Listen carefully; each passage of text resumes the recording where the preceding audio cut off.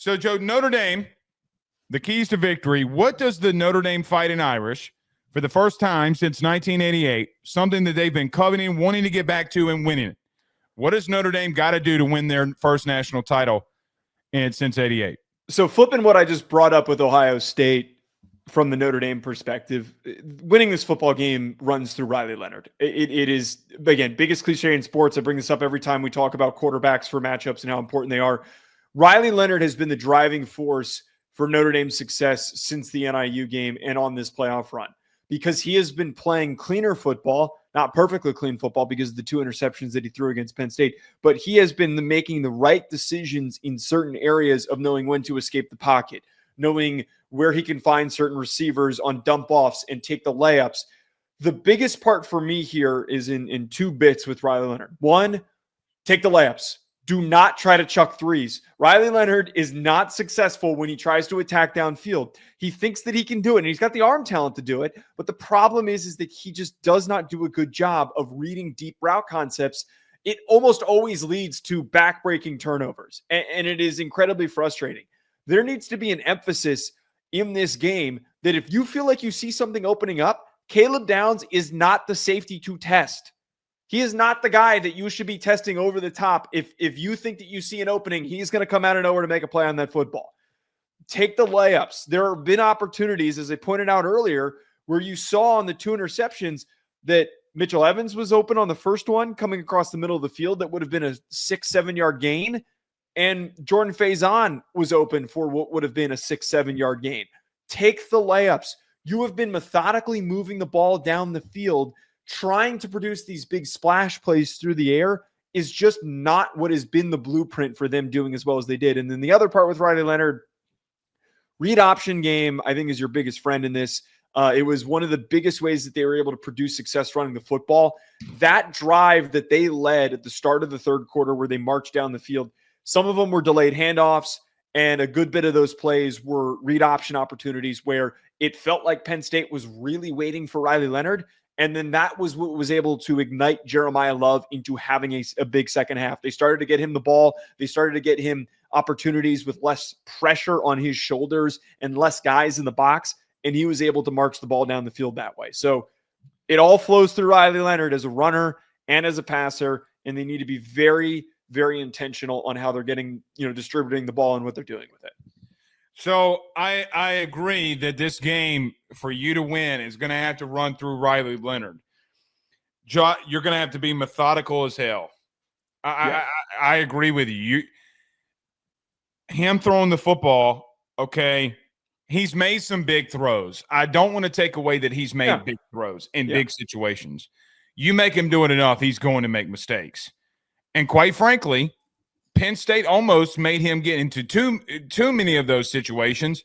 And he also almost made a very critical mistake late in the game. If Penn State had a bona fide pulse of being just competent and could have scored a touchdown there late, no telling what would have happened. Joe, not only do you have to run through him, I'm not saying go 3 yards in a cloud of dust. The teams that have ended things for Ohio State and made things close, they got tough intermediate yardage.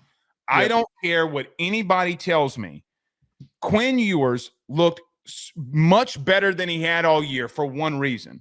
He wasn't in 3rd and 5 manageable. He wasn't. He was in 3rd and 3s, Joe, 3rd and 4s, and that is what propelled him to be able to have the success that he was having over and over again, and then they would hit a chunk splash play. The game plan's there. The game plan has been written for you. You don't have to deviate and be anything that you're not. But you've had success, loads of success in one massive area during the playoff that you're going to have to do again. You're going to have to go like you did against Penn State, 11 of 17 on 3rd down. If you're going to play that style of football against this team, you're going to have to play a little bit of keep away in moments, and you're going to have to play your game. But to do that, you got to convert on 3rd downs. Riley, Denbrock, team in general, Joe, when you convert double-digit third downs, that means that Euro season is bagged, brother. I don't care what you want to call about it, because on critical money downs, you're staying on the field. You got to go for broke, man. You got to be you. Like, this is your style of football, and you got to take it to them. Don't say it's not possible if you're a Notre Dame fan. I saw Michigan do it. That's the biggest key. That is the biggest blueprint. But if you can combine the Texas and Michigan game, this is where it's winnable. Well, hold on. I get people will look at final score here. I try to set you up this for the other day. That Tennessee game, Nico ain't – hold on. Stay with me. I can't get behind this. Well, why was that game close midway through the third quarter? Nico ran for 2 touchdowns. He ain't built to run 20 times. Nico had 20 carries for 47 yards and 2 touchdowns in that game. You're better than them. Yeah. Samson was out. That's not the game that he's built for. Joe, what was happening in those critical situations in the red zone? They are lining up Nico, and he's running right up the middle for tutties? Are you kidding me? Like, this is what you do. This is who you are. But, again, if you're going to play that style of football, third down is the biggest thing here for me. Yeah. Just to quickly add on to that before I flip on over to the defensive side of the ball, getting the ball to Jeremiah Love and Anais Williams, getting the ball to them in the passing game, I think is going to be important, because what was the one thing that you and I were talking about during the game and tagging each other on? It was Wisner and Blue were getting these wheel routes, these swing routes, and they were able to create from themselves. It was basically acting like a pitch because they couldn't get them anything going between the tackles. So if the run game is stymied early and you can't get anything rolling, you have athletes. Jeremiah Love and Anais Williams are great in space. And we saw that wheel route that he came down with, and he got open and he burned a defender on Penn State. Those plays are 100% there for them to take. Well, I don't know if you have the weaponry. Maybe you use Williams in some of these situations, meaning receiver of Texas. Oh, yeah. But again, the game plan worked. Right. Sark's game, let's call it what it is. Sark's game plan worked. Yeah. I mean, like, it was very effective. Yeah. Again, how do you do that? Now, I will say this. I've loved the quick out route stuff that they've given Riley Leonard to Mitchell Evans. I've loved it because, listen. It's been amazing. That is him and Jordan Faison, and I've said this before returning, that has been one of the biggest. Joe, they're giving them option routes. Let's call it what it is. If they're in man-to-man coverage, okay, one's going to run an in, the other's going to run a stick, okay? It's Mike Denbrock 101. If they're in zone, Faison's going to run the hitch or the stick, and then you have an out route by Mitchell Evans. He's got 2 reads and he's running. That's literally what they're giving him. Faison's biggest completions are the yards after catch. Joe, it's a 7-yard throw. Continue to do that. Right. I mean, you're going to have to get these guys out in space. I'm with you there. Defensively, I know you want to talk about what Ohio State has to do. Can I? Go ahead. You're going to have to pray. Oh, come on. You're going to have to pray. Can I tell you why? Notre Dame has a good defense. I know they do. They have a great defense. No. We can't act like this is some matchup that they're not built to succeed in. You're going to have to pray, because I think that you showed a massive weakness on the edge. We talked about that earlier. You have. Joe, to take that away, you're going to have to go in some real man-to-man, no safety coverages. Can you hold up? Now, Christian Gray has shown that he can hold up, okay? I've seen you try to do some of this sometimes, though, and it not pan out. If Anaya Smith and God bless it, wise Penn State, Tyler Warren can get vertical on you, I think that they can too. You're going to have – look, when Penn State started hitting the edge, Joe, what did you do? You try to take it away. You got man-to-man coverages. You were able to lock down their receivers. It's 100% what you did. We talked about it in the postgame. Like, hey, man, they have no separation. That they didn't even have a catch. you can shade to Jeremiah Smith. You put him in one-on-one coverage, you better be ready to go. I understand the premise, but here's one thing that I think was really... I know you probably don't agree with it, but I don't completely agree with it, but edge. I understand what you're saying. Notre Dame obviously has... I just think framing it as if that they have to pray in order to win, I think that's a little bit extreme. I set you up for that. You know that's not what I'm saying. I know. This isn't TCU's defense going up against Georgia where they didn't have the bodies to go, No, I think they do have the bodies. Right. What was a really underrated aspect of the Penn State game, thank you for that. What was a really underrated aspect of the Penn State game, despite getting beaten up on the run and despite giving up big plays to Tyler Warren, they actually did a really good job of not allowing any of Penn State's running backs to produce like really big, gashing, long touchdowns, which they have done all season long. They did it all year long. I'm trying to pull up really quickly what the totals were. Longest rush for Nick Singleton, 13 yards. Who was a burner. This is a guy who kills people. We saw the big run that he had against Boise State. Katron Allen, longest run, 20 yards. They, despite getting beat, and they were getting beat to the edge, Notre Dame did a very underrated part of great fundamental defense, which is flow to the football, swarm to the football, and tackle. That is something that nobody talked about after the game that I thought was really underrated that helped them win, because there were drives where they got the ball back that helped set them up to score, where they'd give up a big play on first down, or they'd give up a big play, a long first down, whatever it was, a 10-yard rush, an 8-yard rush, and then they would get a stop. They would force an incompletion. They would get the ball back. Let me rudely interrupt you. Okay. The problem that I have in that was you were able to walk safeties down in certain situations because you felt like that you could body the Penn State receivers, and you did. Okay. The Christian Gray interception is press man. Okay. It's press man. Okay. I mean, so they did that to Singleton, and they did that to Allen. Yes.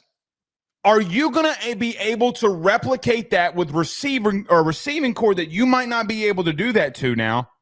I don't know. What I was trying to get at with this. Well, that was my whole point. I know. That was my whole point. You pose a very important question that needs to be asked, is how does Notre Dame secondary that has been extremely dominant, that has young guys playing and stepping up right now, how do they play in man-on-man situations against a future top 5 pick and potential NFL Hall of Famer in Jeremiah Smith, and a future first-round pick in Emeka Ibuka, and a future probably top 150 pick, top 100 pick in Carnell Tate? What I was trying to just get at here is that Notre Dame staying in football games has been by playing strong fundamental defense. I just wrote down tackle. That was what I was trying to get at here. What has kept them alive in spots where it felt like their defense was not playing as good as they could be, they still finished, and they still tackled, and they still swarmed to the football. So you're getting your biggest challenge right now. This is going to be the hardest game that you're going to be seeing against a team with the best athletes that you're facing. They need to eliminate big plays from turning to touchdowns by tackling. Against a team that's I gotta be. I know you played them a year ago, and I get it. I know a lot of people are making. It's a very different team last year. I wouldn't compare the two. Both teams. Yeah. Both teams are very different. I mean, just quarterback alone, you're massively different, and then style of how you do things.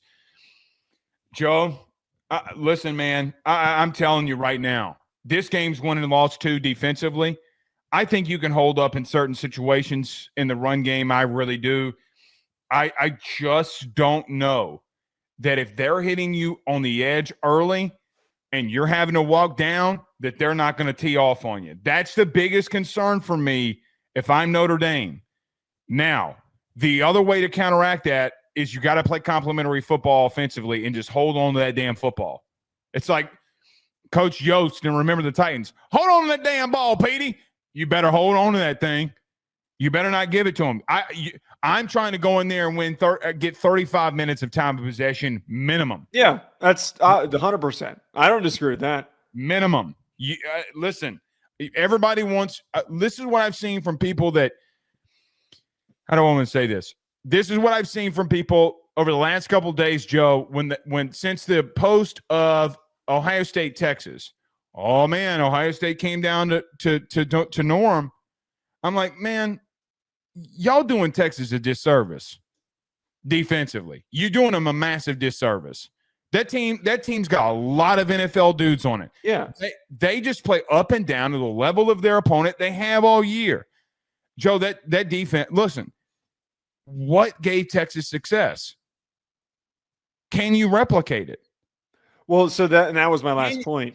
Well, my last point, hold on one second. Let's see if this lines up. Okay. I'm going full bore after Will Howard. I think that's a little risky, but I understand what you're saying. But like, it's a tiny bit risky because if you leave a lot of openings, saying your corners are good, then put them up. But what you going to do then? Joe, he went under 45% completion percentage in the second half. That's a good point, actually. He got sacked 4 times. I mean, you're going to do it anyway. It's a good point. It's a fair point. I'll give you that. Like, why are you going to be passive when you're playing man anyway? That's true. That's true. And you better bring that heat. What I was going to go. Okay. Look, let me tell you what my grandma, the Italian grandma Josie, used to tell me. She ain't ever going to the supermarket without her heat. Nana never ain't going to the supermarket without heat on her. You bring up a good point, though. Will Howard not being pressured. He makes mistakes. He will make mistakes if you get after him. But the games that the last game. His best games have come when he's had less on his shoulders and he's been able to play freely.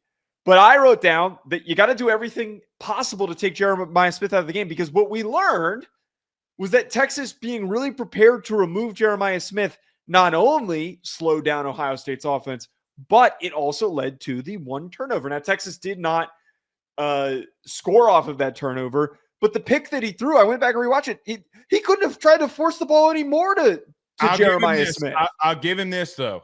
Well, he's trying to force. I'll give him this, though.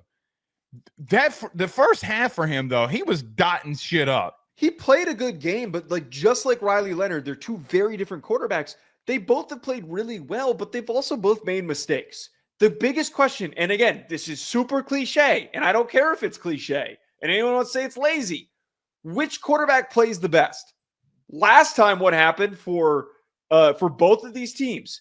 Notre Dame, Riley Leonard, and Drew Aller both played like crap, but Drew Aller played worse.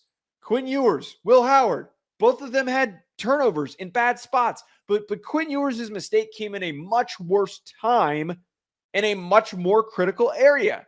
So it's a battle between, in a year where quarterback play has been the worst that we've seen. This is one of the worst quarterback years in the modern era. This is what happens when 7 quarterbacks go in the first round. Wasn't it 7? 6. 6. Still, bro. Right. We don't realize how special 23 was. No. Yeah. By the way, Bo Nix played today. Jaden Daniels plays tonight. 2 of them got to the playoffs. Oh, and by the way,